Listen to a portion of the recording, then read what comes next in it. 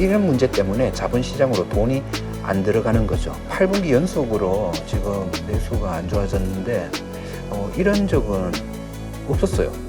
뭐 IMF 때도 없었고 빨리 통과되기 전에 사모해야 된다.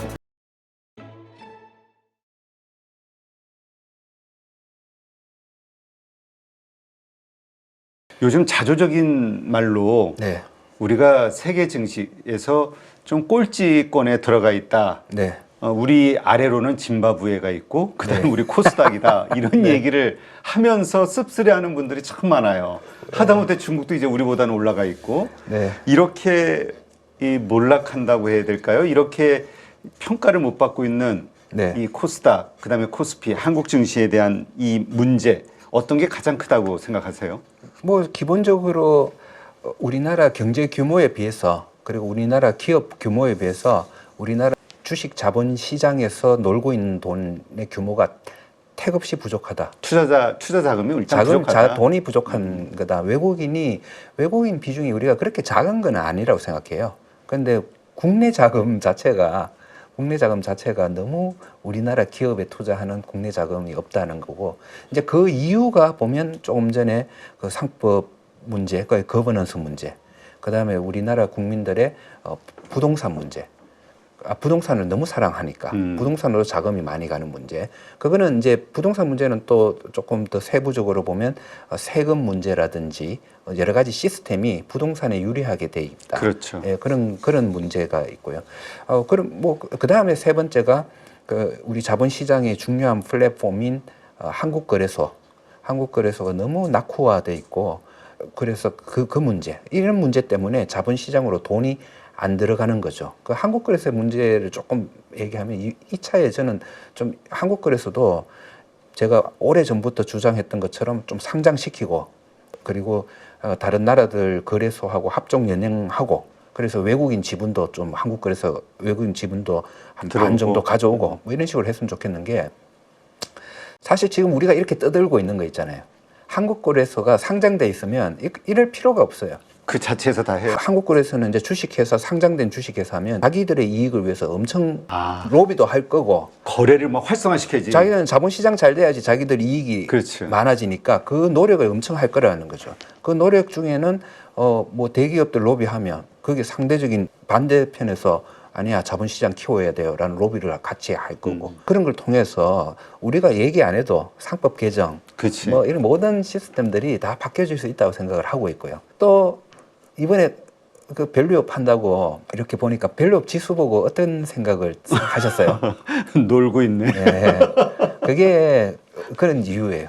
그게 제대로 된 한국거래소에서는 그런 지수가 나올 수가 없거든요. 그렇지. 예. 경쟁력이 있게 하려면. 네. 경쟁력이 있는 지수가 나올 거고 자본시장을 키우는 지수가 나올 건데, 그런 것 자체가 안 되는 이유가 한국거래소 문제에 있다고 그렇게 생각합니다. 그러겠네요. 이 시장 자체, 이게 사적 이익 집단이라고 하면 이게 막 장사가 잘 되게끔 머리에 어마어마하게 쓸 수밖에 없죠. 네, 우리나라 자본시장 잘 되는 게 자기들이 잘 되는 거니까 거기에 대한 그런 주체가 없잖아요, 우리는. 진짜 그런 차원에서 보면 정부의 마인드도 좀 아쉬운 게 네. 올해 들어서 부동산 관련한 대책, 부양 대책 혹은 네. 그 하락 저지 대책 뭐라고 해야 될까? 이와 관련 수십조 원의 정책을 쓰면서 네.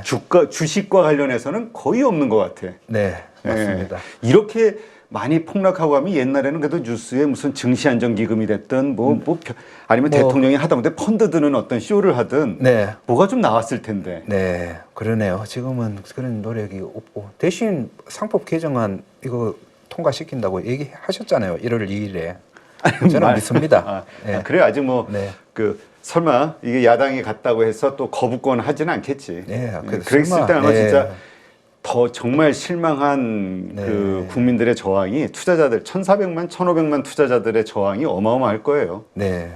저는 뭐 이거 하나만 하셔도 상당히 뭐 공을 세우는 거다 생각을 하니까. 그 집권 가장 큰 치적 중에 하나가 될 수도 있죠. 될 수 있죠. 자본시장에서. 네. 네. 하여튼 글로벌 수익률 꼴찌. 근데 정말 이러한 것들이 상법 개정되고 이러한 것들이 좀 바뀌면 정말로 좋아질까? 수급이 더 좋아지기 위해서는 뭐 장기 투자에 대한 대책. 근데 그런 것도 사실 대통령이 처음에 다 얘기했었는데 네. 세제 혜택 주겠다. 아, 세제 혜택도 얘기했나요? 얘 처음에 안 그랬었나요? 그 장기 투자에 대한 무슨 세제 혜택 이런 거? 그런 거 굉장히 중요한데 세제 혜택보다 ISA 그 ISA 얘기를 한 거 아닌가요? 증가 예, 예. 그 한도를 늘리는 거, 네네. 뭐 여러 가지 것들. 뭐 그런 것도 다 포함이 되는 거죠. 예. 그런 거 거래소가 해야 되는데. 그러니까 말씀하신 대로 이 모든 거에 그 이해 집단, 대주주 집단과 이해관계에 있어서 맞설 수 있는 게 거래소가 돼야 되는데. 대표 주자가 있어야 되는데. 예. 알겠습니다. 자, 근데 일단 우리 증시가 이렇게 빠지고 있는 거는 우리 한국 경제 펀더멘털 자체가 좀 안 좋아지기 때문에 그런 거 아니냐. 수출에 대한 전망, GDP에 대한 전망이 점점 떨어지니까 네. 이런 의견도 있거든요. 네, 내수가 너무 좀 안 좋은 것 같습니다. 그리고 내수는 많은 사람들이 경고를 했었죠. 사실은 몇 년 전에. 지금 8분기인가요? 내수 소비가 감소세. 정확한 데이터는 저는 예, 모르겠어요. 8분기 연속으로 지금 내수가 안 좋아졌는데 이런 적은 없었어요. 뭐 IMF 때도 없었고, 그래요? 금융위기 때도 없었고, 한 뭐 두 번, 세 번 정도 그 내수 소비가 마이너스가 된 적은 있어도 지금 8분기 연속은 없었던 것 같고요. 저는 이 내수 이거를 과거에 굉장히 내수 나빠질 거야, 나빠질 거야라고 경고를 뭐 칼럼 같은 데서 한 이유가 가장 큰 게 가계 대출이었어요. 가계 대출 이 정도 규모면 앞으로 내수가 줄어들 게 불보듯 뻔하다. 그런 생각이고 실제로 이제 그 일이 지금 현실화되어 있는 것 같아요. 가계 대출이 너무 많은 이 부담을 그 내수가 줄어들면서 그렇게 지금 그런 작동을 하고 있는 것 같습니다. 그래서 이거 빨리 개선시켜야 되는데 저는 지금 그래서 내수 때문에 가장 우려하고 있는 게 있어요. 어떤? 내수 이거 안 좋으니까 금리 인하 계속 적극적으로 해야 된다. 이렇게 할까봐 저는 걱정이에요. 그렇게 되면 또 부동산 시장이 또 튀게 될. 그러면 또 가계 대출이 또 증가하거든요. 마치 화장독 때문에 피부 트러블이 생겼는데 그거를 화장으로 이렇게 가리려고 하는 그런 시도 같아서 지금은 굉장히 가계 대출 그 규모를 줄이는데 많은 신경을 써야 되고요. 그 줄이는 그 돈들이 건전한 자본시장 쪽으로 갈 수 있게 좀 노력을 하는 것도 중요한 그 해법이라 그렇게 생각을 합니다. 참 오래전서부터 금융강국을 만들자. 홍콩이 그 중국에 편입되면서 다시 가져가면서 중국이 거기서 나오는 금융시장을 우리 한국으로 몰아오자. 네, 동아시아 허브, 동아시아 금융 허브를 만들자. 그런 참 구호는 요란했는데 계속 같은 유모양 요꼴인 것 같아서 참 씁쓸해요. 그래요. 그게 그때 정권 바뀌면서 완전 방향이 틀어졌었죠. 그때. 근데 하여튼 그래서 우리 자원이 없는 인력, 인재 어떤 풀이 가득한 한국으로서는 금융으로 먹고 살아야 되는 거 아니냐 이런 게 참 설득력을 얻었는데 지금은 좀 그렇습니다. 근데 어쨌건 미중 갈등이 더 심해지면서 트럼프 시대 때 이제 더 GDP는 감소하지 않겠냐, 수출은 더 어려워지지 않겠냐 여러 가지 고민들이 많이 있거든요. 어떻게 보세요? 저는 그래도 우리나라 기업이든 경제든 낙관적으로 보고 있습니다. 일단 우리 국민들 역량이 뛰어나고 국민이 이때까지 차 떼고 포 떼고 이런 자본시장에서 이 정도로 성장을 했는데 뭐 어렵지만은 이제 극복을 해낼 수 있을 거라고 생각을 하고 있습니다. 뭐 낙관적으로 생각해야죠.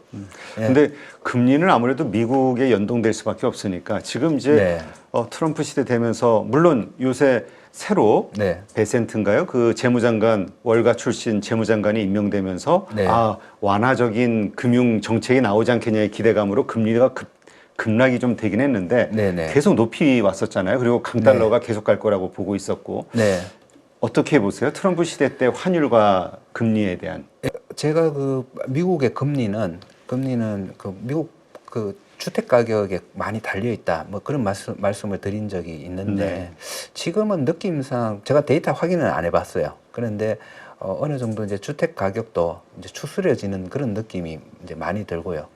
그렇다면 금리를 인하할 수 있는 그런 여력이 이제 조금씩 생긴다. 올해까지 올해도 제가 많이 금리를 인하 많이 못할 거야라고 얘기했던 그 이유가 사실은 주택 가격이 아직은 크게 이렇게 잡혀지고 있지 않다 그렇게 생각을 했는데 이제 분위기상 좀 그게 잡혀질 수도 있겠다 그런 생각이 드니까 그렇지만은 아마 큰 미국의 경제력이 아직 좋고 그리고 무엇보다도 주가가 이렇게 계속 오르는 상황에서 금리 인하를 한 적은 없거든요. 금리 인하를 많이 그렇게 대폭 한 적은 없거든요. 네. 예, 좀 아무래도 좀 경기가 턴하는 게 명확해지고 그리고 주가도 좀 추스려지는 모습을 좀 보일 때 그럴 때 이제 본격적으로 금리 인하 수순에 들어가지 않을까. 저는 그렇게 생각합니다. 그래서 생각보다는 많은 분들이 기대하는 것보다는 여전히 조금 속도가 그렇게 빠르진 않을 거다. 네, 그렇게 생각합니다. 네. 자, 그렇다면 한국도 금리 인하에 대한 욕구, 아까 말씀하신 대로 있지만 하지 말아야 될 우리는 또 인플레이션을 자극할 우려가 상당히 크다는 거. 인플레이션 부동산 시장 보다는 이제 이게 대출 결국은 이제 금리 인하를 해서 경기 부양을 한다는 게 통화량을 확대를 시키는데 통화량 확대의 방법이 신용을 증가시키는 거거든요. 그 신용을 증가시킨다는 말이 곧 빚을 지게 한다는 거예요. 그렇죠. 그러니까 금리 인하 이꼬르 이제 더 많은 빚을 지게 해서 사실은 그 빚으로 투자를 많이 하고 소비를 많이 하게 그렇게 하기 위해서 금리 인하를 하는데 지금 최근에 이제 한국은행 자료 같은 걸 이렇게 보면 가계 대출의 대부분이 소득 상위 20%에 몰려 있어요. 한 70 몇 프로인가 80% 정도의 가계 대출이 상위 20%에 몰려 있고요. 그리고 주택담보대출의 한 90% 이상이 소득 상위 20%에 몰려 있어요. 이 말은 뭐냐 하면 그동안 경기 부양시키려고 금리를 내려서 신용을 확대했는데 그 신용 그 돈으로 뭐 했나 보니까 부자들이 집 사기 위해서 대출을 일으켰다. 그거거든요. 그 말은 또 뭐냐? 지금 또 소득 그 소비 이런 거 진작을 위해서 금리를 내리면 또 증가하는 거는 부자들이 빚을 내서 집 사는 거예요. 그쪽 방향이라고 생각해요. 그래서 지금은 이 소비 문제라든지 경기 문제라든지 이게 심각하지만은 이거는 금리 문제가 아니고 재정 정책으로 풀어나가야 된다고 생각해요. 저는 추경해야 된다고 생각하고요. 추경해서 강력하게 그 시장에 돈이 좀 돌게 그런 정책을 좀 펼쳐야 된다 이렇게 생각합니다. 네. 근데 지금 한국 경제에 대해서 비관적으로 보시는 분들이 지금 이제 트럼프 당선자의 이제 그 정책이 제대로 이제 펼쳐지게 되면 내년부터 우리의 주력인 반도체, 이 반도체도 좀 어려워지고 중국에 대한 수출 규제라든가 뭐 여러 가지 이유들로 인해서 계속해서 좀 2차 전지도 마찬가지고 보조금 문제 이런 것들로 한국의 주력 산업들이 전부 어려운 상황에 빠져들기 때문에 경제가 좀 안 좋아질 것이다로 그래서 증시는 더 안 좋을 것이다. 이익들이 줄어드니까 기업에 이렇게 보시는 분들도 있던데요. 저는 지금 우리나라 성장했는 게 이때까지 성장한 게 아주 좋은 환경에서 누구 많이 도와줘서 누가 그렇게 성장한 건 아니라고 봅니다. 우리 지금까지 성장한 것도 수많은 차별과 어려움 속에서 우리 국민들이 해낸 거라고 생각을 하고 있고요. 저는 앞으로도 환경이 쉬웠던 적은 저는 없었다고 생각하고요. 앞으로도 계속 어려운 과정이 있고 그거 뭐 옛날에 FTA 문제 무슨 문제 갑자기 미국이 재정 절벽이 생기네 그리고 북한과의 문제 쉬운 적이 없었어요. 쉬운 적이 없어도 기업들은 계속 성장해 왔고 그리고 기업 자체에서 많은 현명한 솔루션을 내어서 또 다른 성장을 할 거다 그렇게 믿고 있어서 뭐 좀 전에 말씀한 것처럼 그런 조금 저는 더 장기적으로 보거든요. 뭐 당장 트럼프 때문에 좀 마찰적인 요인으로 어려운 점이 생긴다. 그럴 수 있다고 봐요. 그렇지만은 좀 10년 뒤를 생각하고 20년 뒤를 생각한다면 저는 그런 크고 작은 많은 어려움이 있을 거고 그거를 계속 극복하면서 성장할 거다라는 생각을 가지고 있고요. 그다음에 그렇게 하기 위해서 가장 중요한 거는 그거를 극복하고 성장을 끌고 나가야 되는 거는 기업이라고 생각을 하고 있어요. 네. 그래서 그 기업에다가 돈을 많이 투자를 해줘야 되고 그래서 자본시장이 잘 돼야 되고 그래서 저는 이게 상법 개정 이게 거기에 첫 단추를 깨는 거라고 생각을 하거든요. 이게 첫 단추를 깨고 또 이것만 돼서는 안 돼요. 여러 가지 부수적인 법들도 많이 수정이 돼야 되는 건데 그런 걸 통해서 외국인 돈도 더 들어올 거고 우리나라 국내도 저만 해도 더 투자할 것 같아요. 더 이상 투자할 수 없나? 예. 지금 투자 비중이 어떻게 돼요? 주식? 저야 뭐 계속 90%. 그치. 지난번에도 90%라고 그러셨잖아요. 네네네. 예. 지난번에 뭐 금융주 조금 줄이면서 다른 걸로 리베럴링싱을 좀 한다 그런 말씀을 드렸던 생각이 나는데요. 뭐 100%까지 올리죠 뭐. 그리고 저는 또 이제 확실히 이게 바뀌는 게 언젠가는 바뀔 수밖에 없는 지금 상황이 계속 오고 있어요. 이번에 실패할 수는 있어요. 하지만은 이번에 실패하더라도 다음 또 계속 이게 시도가 될 거고 결국은 이거는 고쳐질 수밖에 없다. 왜냐하면 이게 우리 자본시장을 활성화시키는 이거야말로 우리나라 경제를 한번 레벨업 시킬 수 있는 굉장히 효율적인 수단이기 때문에 이거는 나중에 어떤 로비가 있더라도 나는 결국은 할 수밖에 없다. 그렇게 생각을 하고 있고요. 그렇게 된다면 그렇게 된다는 걸 전제로는 우리나라는 다른 경제 위기나 이런 거 잘 극복하면서 나갈 수 있을 거다 생각을 합니다. 증시 내년도 전망 어떻게 보세요? 만약에 이번에 밸류업이 만약에 이제 상법 개정이 좀 된다고 했을 때 어떤 예상을 좀 해보시나요? 시나리오? 제가 작년에는 한 3, 4년 동안 주식 모으셔야 됩니다. 그랬고요.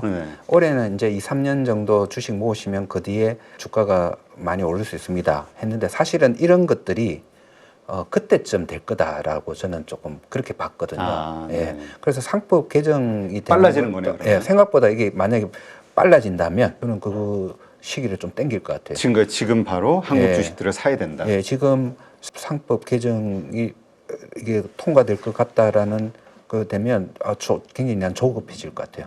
빨리 통과되기 전에 사모아야 된다. 그건 제 생각만이 아닐 거예요. 그렇게 생각하는 외국인도 많을 거고 투자자들도 꽤 많을 거예요. 결국 아까 얘기했던 우리 결국 수요가 증가되는 그래서 투자 자금이 증가되는 역할을 하기도 할 수 있겠네요. 네, 당연히 이 자본시장에 돈이 많이 흘러 들어오게 하는 역할을 하는 거죠. 지금 코리아 디스카운트 정시로 돈이 안 들어오는 이유를 거버넌스 문제다라고 다들 얘기하고 있잖아요. 그렇죠. 이거는 거버넌스 문제를 굉장히 본질적으로 해결하는 거기 때문에 그럴 수밖에 없는 거 당연한 거라고 생각합니다. 네.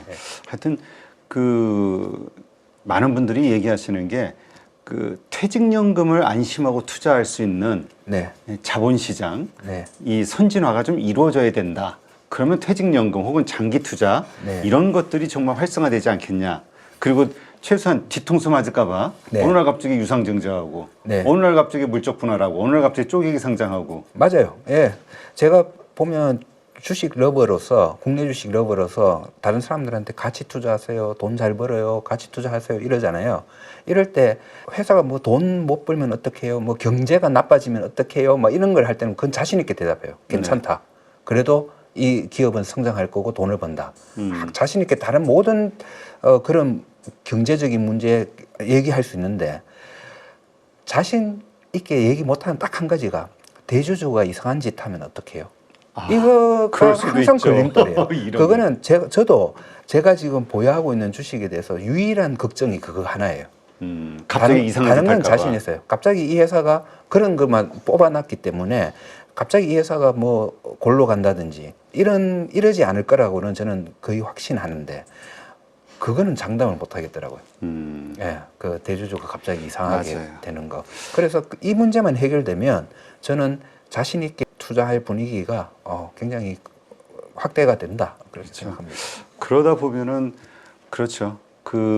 장기 투자가 활성화된다고 하면 괜찮은 주식들이 잘 올라가다 갑자기 부러지는 네. 갑자기 매도가 확 차익 네. 실현이라는 명목으로 네, 네. 이거 팔아서 저거 사야 된다 이런 일들만 안 벌어져도 네, 네. 안심이 좀 될 것 같아. 네. 잘 오르고 있는 주식도 맨날 불안한. 네. 언제 부러질지 모른다. 예. 뭐 이렇게 이런 법이 바뀌어서 거버넌스 문제만 해결되면 여러분 전부 가치 투자하셔야 됩니다. 예, 쌀 너무 명확하잖아요. 쌀 때 사고 비쌀 때 팔고. 글쎄 PER 3, 4배짜리가 널려 있다고. 그러니까 그런 지금 물방 고기반이에요. 개정되기 전에 좀 사놓는 게 좋지 않을까. 네, 알겠습니다. 내년에는 주식으로 돈 벌 수 있겠죠? 상법 개정된다면. 된다면 아유 저는 네, 자신합니다. 네. 안 돼도 사실은 돈 잘 벌 수 있고. 올해 어떻게 수익률 좀 어떻습니까? 작년에 수익률 참 좋으셨잖아요. 작년 예 저도 올해도 좋았었나? 올해도 뭐 금융주 괜찮았고요. 그래도 공개 좀 하시면 어느 정도 수익률 되세요? 전에 한번 해보니까 예, 한 30% 가까이는. 그러니 그 90%의 자산이 전부 네. 주식인데 그 90% 총 수익률이 계좌 수익률이 30%면 제가 이제 금융주 쪽이 많았고 그 다음에 제가 가장 많이 보유하고 있는 몇 개 주식이 갑자기 한 2배까지 오르는 적도 있고 그러면 또 비싸지면 또 팔고 또 좀 팔고 또 싸지면 좀 사 이렇게 하니까 그런 식으로 됐습니다. 알겠습니다. 하여튼 한국에서 안심하고 투자할 수 있는 가치 투자가 어떻게 보면 좀 더 쉬운 투자라고 하긴 하더라고. 그 시간을 인내할 수 있는 인내력만 있다면. 예, 제 입장에서는 너무 쉽고 간단한 투자 방법이다 생각합니다. 예. 알겠습니다. 상법 개정 반드시 이루어졌으면 좋겠다라는 기대감을 가지고 오늘 방송 마치도록 하지요. 네, 이제까지 숭실대 경제학과 서준식 교수님과 함께했습니다. 오늘 좋은 인사이트 고맙습니다. 네, 고맙습니다.